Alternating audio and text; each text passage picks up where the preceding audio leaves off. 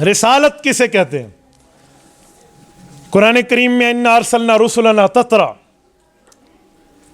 قرآن کریم نے ہمیں رسالت کی بات بتائی ہے۔ رسالت رسالتن سے نکلا ہے۔ رسالہ کہتے ہیں میسج کو، پیغام کو۔ اللہ پاک نے خالق کی حیثیت سے مخلوق تک جو پیغام دیے ہیں اور جو پیغام لے کر آئے ہیں انہیں رسول کہتے ہیں، اور اسے نبی کہتے ہیں۔ چھوٹا فرق ہے نبی اور رسول میں اعتباری طرح کا۔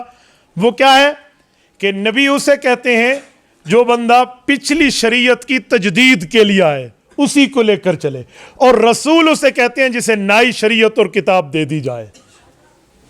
تو رسول اور نبی میں اعتباری فرق ہے، ہوتے دونوں خدا کے میسنجر اور اپاسل ہیں، وہ اللہ کا پیغام لے کر آتے ہیں۔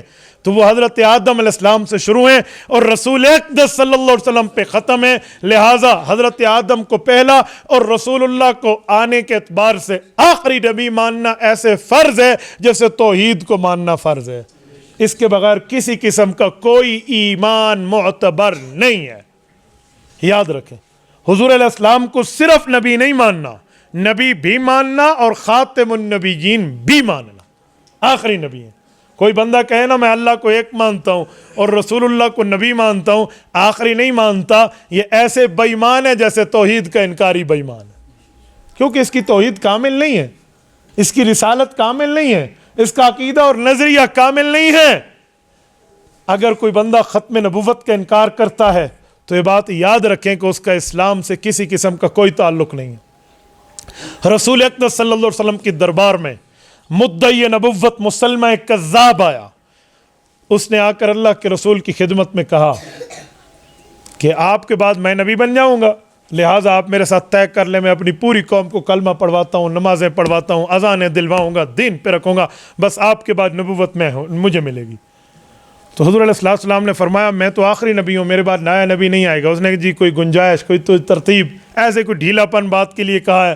تو اللہ کے رسول کے ہاتھ میں اس وقت ایک عصا تھا، ایک چھڑی تھی، اس چھڑی مبارک کو رسول اللہ نے زمین پر ایسے پھیرا اور فرمایا کہ اوے کذاب، اگر تو یہ چھڑی بھی مجھ سے مانگے نا اس دعوے کے بعد تو میں یہ بھی تمہیں نہیں دوں گا، یہ بھی نہیں دوں گا۔ یہ اس نبی کا اعلان ہے جس نے برستی بارش میں بھی ابو جہل کو کلمے کی دعوت دی ہے۔ یہ اس نبی کا اعلان ہے جس نبی کے لیے قرآن کریم کہتا ہے اِنَّ لَكَ فِي النَّهَارِ سَبْحًا طَوِيلًا، اے پیغمبر تو دن میں ترتیب سے لمبا تیرے گا۔ تیرنا پانی میں ہوتا ہے، مکہ اور مدینہ میں پانی نہیں ہے، تو حضور علیہ السلام تیریں گے کیسے؟ تیرنے سے مراد دعوت ہے، تیرنے سے مراد ایمان کی طرف بلانا ہے۔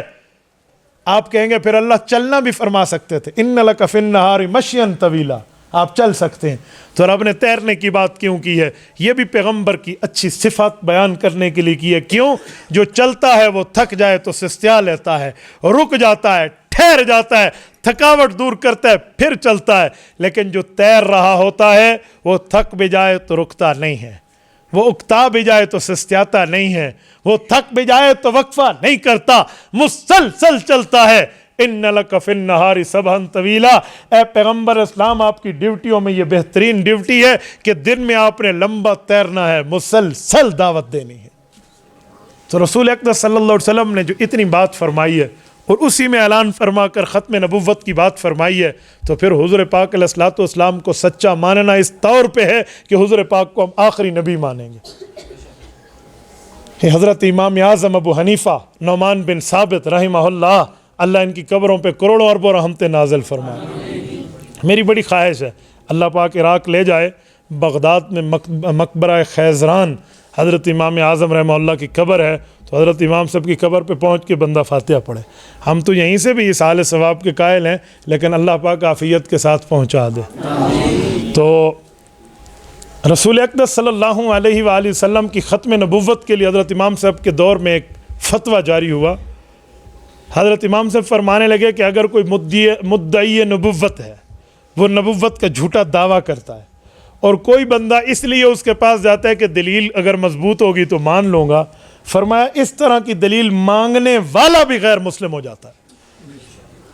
اس طرح کہ یار تو کوئی دلیل دے اگر تو سچا نبی ہے، تو بھئی دلیل بنے گی کیسے جب حضور نے فرما دیا لا نبی بعدی، لا نبی آبادی کی تلوار چل چکی ہے. اب اس بنیاد پہ کوئی دلیل مانگے کہ دلیل مضبوط ہوگی تو میں مان لوں گا، اس نے تو رسول اللہ کی تکذیب کر دی ہے. پھر یہ تو پھر رسول اللہ کو مان نہیں رہا. تو اسی طرح 1,24,000 انبیاء میں 1,23,999 پیغمبر کو نبی ماننا فرض ہے، اور رسول اللہ کو نبی ماننا بھی فرض ہے، اور آخری نبی ماننا بھی فرض ہے. تو یہ عقیدہ رسالت میں چیز ہے. تبارك الذي نزل الفرقان على عبده ليكون للعالمين نذيرا.